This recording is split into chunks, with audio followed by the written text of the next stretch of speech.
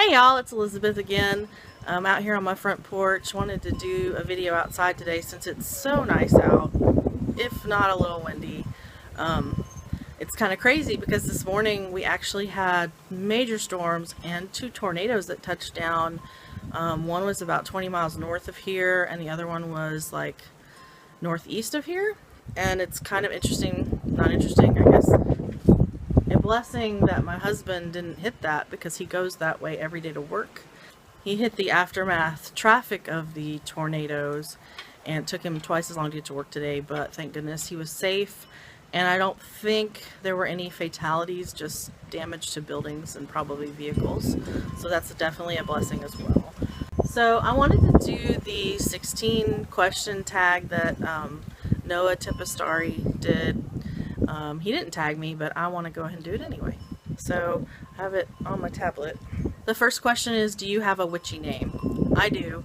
I actually have two, I guess, technically.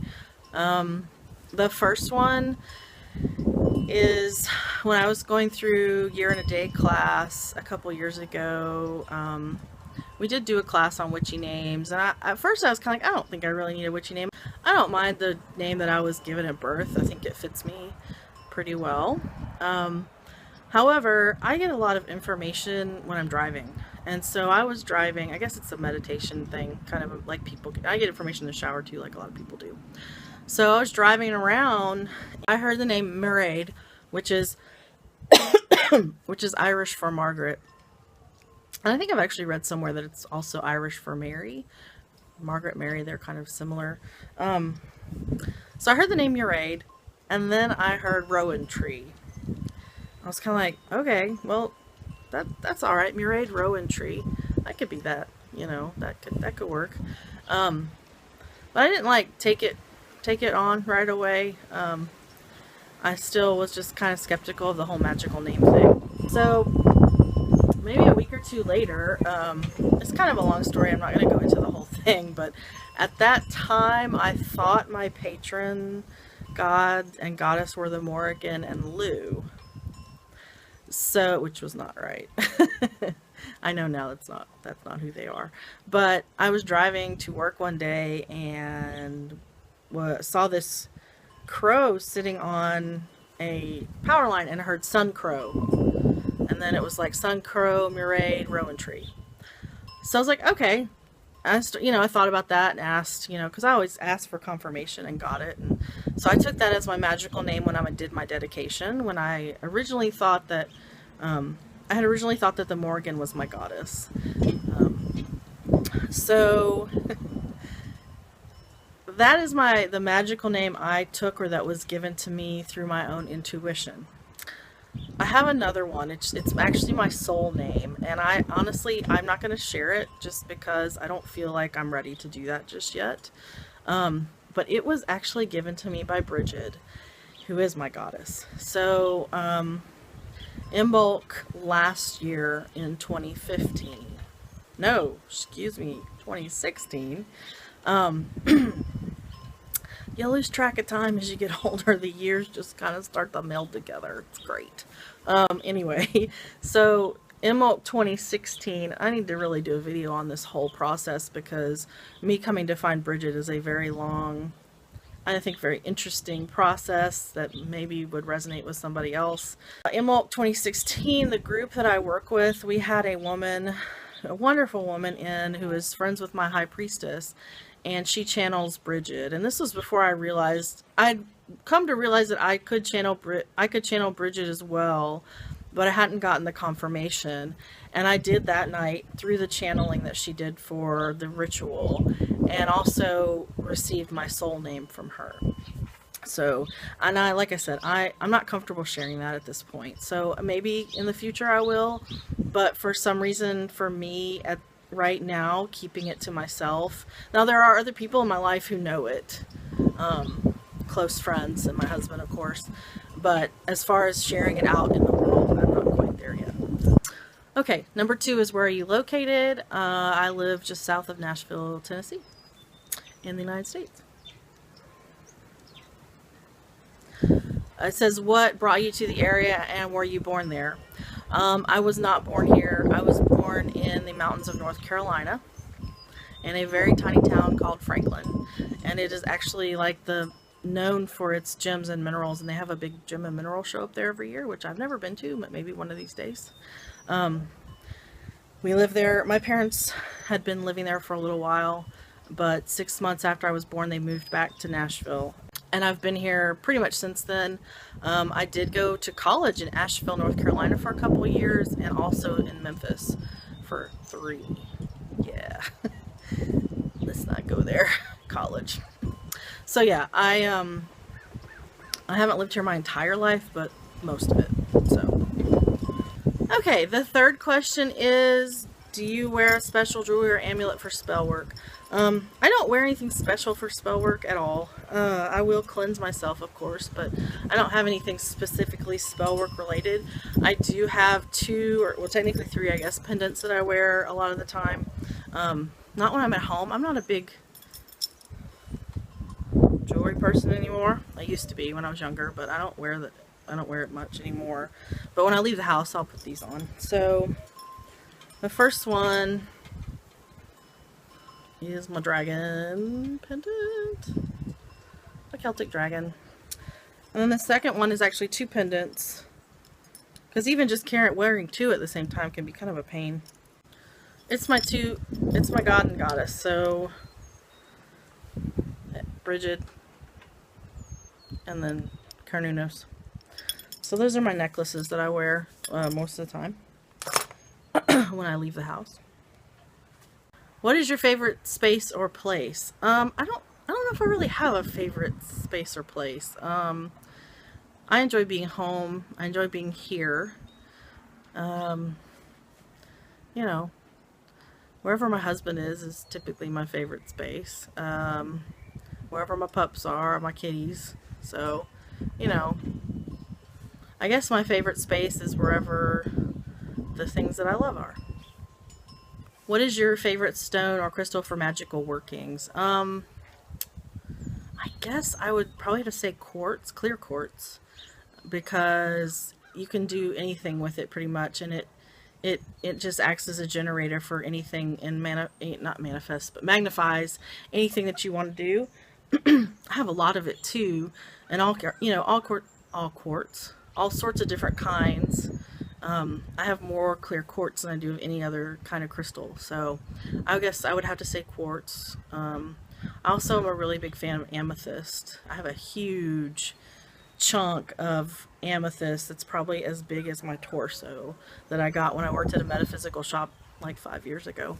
So amethyst is good too, because it's kind of an good all-arounder, hits lots of areas.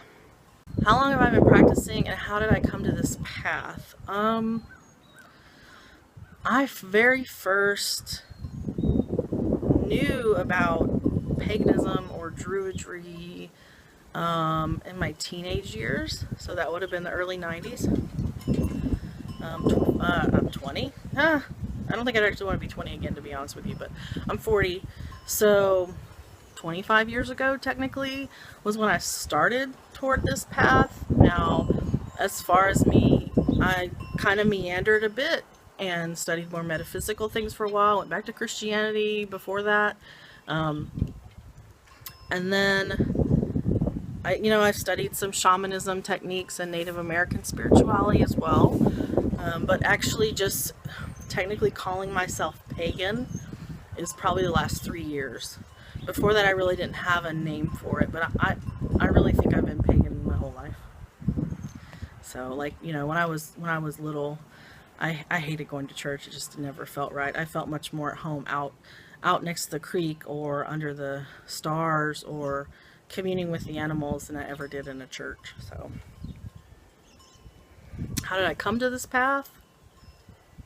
It just evolved.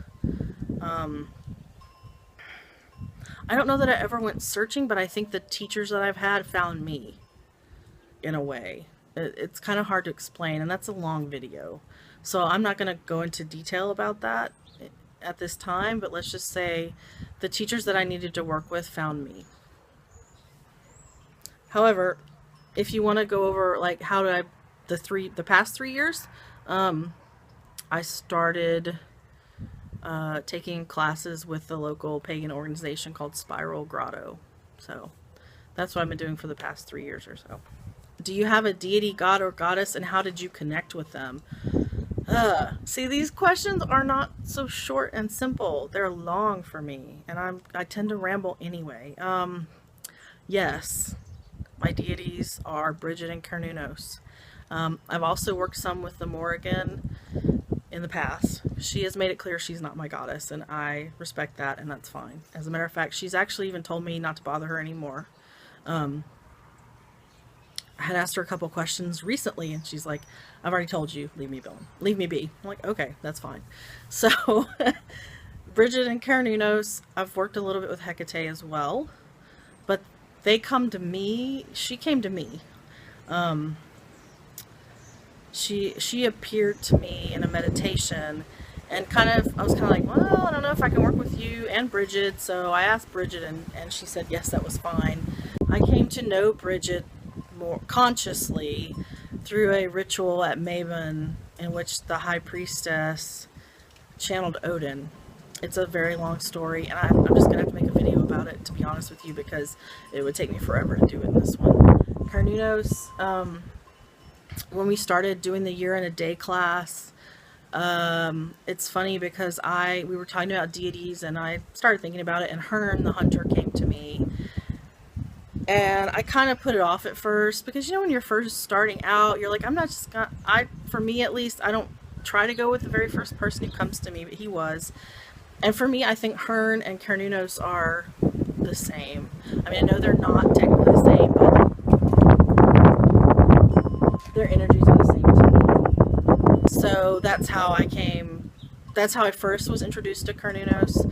Like I said, that video, that might be another video as well. Carnunos has kind of been in the background for me a little more, and he's coming forward more now. Like, I've been putting offerings out for Bridget regularly, Bridget and the Fae, and that are here on this property. So, but like 2 or 3 weeks ago, he stepped forward and said, okay, it's time for you to start putting out offerings for me. So I have, and it's kind of interesting because I had made this infused brandy over like Christmas time, and I thought my husband and I were going to drink it, but it's for him, it's not for us. So there we go. What is my favorite incense or smudge? I'll start with smudge first. Smudge, I do smudge with sage, but I think Palo Santo is actually my favorite fragrance. The first time I ever smelled it, it was like walking into a cathedral. I don't even know. It was almost like, I think it was a past life thing, really, because I smelled it and it was just like, oh my god, that smells like spirituality. And I don't know where that came from, but it's probably my favorite. That's probably my favorite scent as far as smudge goes. I tend to use incense a little more often. As far as incense goes, I actually couldn't pick just one. I have 4, and I prefer stick incense to powder, really. Personally, that's just my own personal preference. So the first one is this hymn benzoin incense. It smells really good. Use it for protection, but it has a really nice kind of a light scent. I don't really like super flowery, super heavy perfume incenses. Growing up, I loved incense, but my father's really allergic to smells, so I couldn't burn them when I was a kid. It kind of sucked. This is probably the one that has been my favorite for the longest. Morning Star Lavender. It smells really good. And it's like a Japanese style incense, so it's just this little stick. But that's probably my long-time favorite, which is why I have a huge box of it. And then just recently, Om Nag Champa. And I like the way this Nag Champa smells compared to the other ones I've found. This has, like I said, another very light scent to me, and it's not overly flowery. And my last one, this is Incencio de Santa Fe.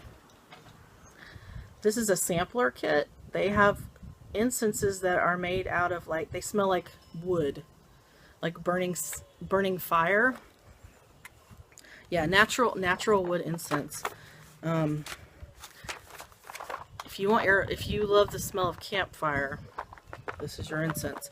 And it comes in individual, you can buy individual packs too, but this is my sampler that I have. So as you can see, it has different hickory, juniper, cedar, pinyon, alder, mesquite, and fir balsam. So these smell amazing as well. Have I ever had to clear a space of a negative entity? I haven't. I don't work with ghosts, and they're not allowed in my house. Simple as that for me. I've been in places where there have been entities or spirits, and I'm not technically a medium. I've not trained as a medium. Really, talking to the dead is not of interest to me personally. But I can pick up things from spirits at times. However, it's not for me really. But I don't think I've never cleared a space of a specific negative entity. Now, I've cleared spaces of negative energy. However, just a specific negative entity, no. So, and they're not allowed in my house. Like, there are spirits that guard this land, and I have guardians on my property as well as the elementals that live here. And there may be spirits and ghosts that come along, but they are not allowed in my house. My husband's actually the ghost whisperer in the family, so he'd probably be a better one to answer this question than me. What is your favorite witchy show or movie? I don't know if I really have a favorite witchy show. I guess Charmed. I've seen all the episodes of Charmed, so that would have to be it. And I didn't watch it when it first came out. This was like later on Netflix because I was looking for something to watch and kind of got hooked with Charmed. And my favorite witchy movie is Practical Magic. I mean, to me, I watch it every year around Halloween at Samhain just because it's such a great movie to me. I just love it. So, Charmed and Practical Magic. Practical Magic, I mean, that's kind of cliche, but it's the truth for me. I've seen The Craft a few times. I like it, but it's not really my favorite. It's kind of left for me. Practical Magic's a little more my style. What do you do to help raise energy before spell work? Visualization. I don't use music. I don't chant. I mean, if I'm in a group ritual, we'll chant and stuff like that. But if I'm by myself, I typically don't. So I just use my own. The most powerful witchy tool you have right here and right here. Or here, technically, I guess. Do I see myself helping others magically? Well, yeah. I have a YouTube channel, so hopefully it's helpful to some people. I've also been a mentor for others in our community here. And going forward, I'm assuming that will continue in some way, shape, or form. So yes, I do. What is my preferred form of divination?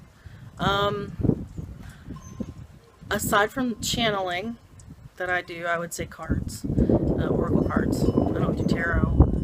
Even though I've been wanting, I think I might try to learn the Chrysalis Tarot, which I've had that deck for a couple years, but it's very complex and detailed. It's just the most beautiful tarot deck I've ever seen, and I love it, but I've never been able to get into it because I really don't know a lot about tarot.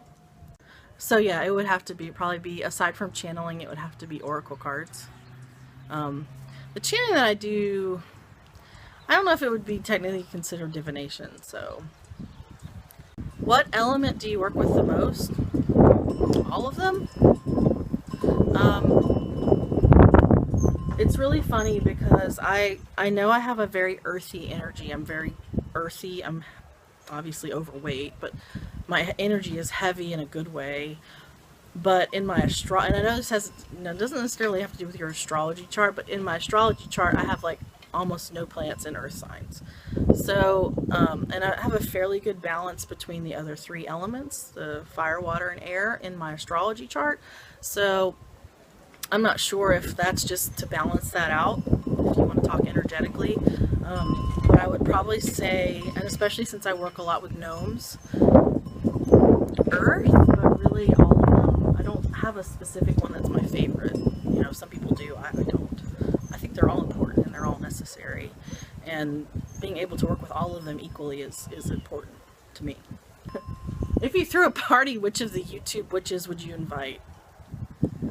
I probably wouldn't throw a party. I'm pretty introverted. I honestly, unless I knew people in person, I probably wouldn't have a party. Do I need to like get out of my box and think hypothetically here? Probably so. John the Verbose, I think he'd be pretty interesting. He's one of the first ones I watched regularly. And of course, like, you know, Noah Tempestari, I love his energy. Ravenflower, she seems like a really sweet lady who would be a lot of fun. Tequila, Lily Gravedancer. Who else? Who else do I watch? Simon, Witch in the Shadows. He seems like a sweetheart. John the Pagan. I would just love to sit and listen to him talk about his processes. I'm not the type of person who really likes parties. You could usually find me sitting in the corner talking to the cat. Unless it's people that I really know well. So, you know, I guess anybody who is kind and respectful who would want to be there can come. What are my witchy goals for this year? You know, right now it's to work through the Bardic course on the Obod Bardic course. I kind of just got started on that last night. Well, not really last night, but kind of started reading it a little more last night. Other witchy goals. Well, we're going to Ireland in April. And that's kind of a spiritual pilgrimage for me because we're going to go to Kildare, where Bridget's Well is. And there's also a center, I might be butcher this name, Solas Brija probably is how you say it, but Breed is how you spell it, in Kildare as well. So that's kind of a sacred pilgrimage. Gosh, you know, I don't, other than that, at this point in time, I don't have any other witchy goals for this year specifically. I think I need to do more crafting. You know, making oils and that sort of thing, because I enjoy doing that kind of thing. I just don't do it very often. And there's some other private witchy goals I'm not going to share. Sorry, y'all. I may share those later, depending upon how it goes. So, I think that's it. Oh, we're supposed to tag people. So, I'm new. I've got 50 subscribers, which is awesome. I've only been on here for like a month, and I've already got 50 subscribers, which, you know, I really thank everyone who has subscribed to me and watches my videos. I really appreciate it. I try to return the favor when I see people subscribe to me. I subscribe to them. But I'm just going to tag anyone who might want to do a video. And you know what? If you've never done a video, you've been thinking about it, this might be a great first video. So anybody who's been thinking about doing a video, I tag you. And I wish you all many blessings.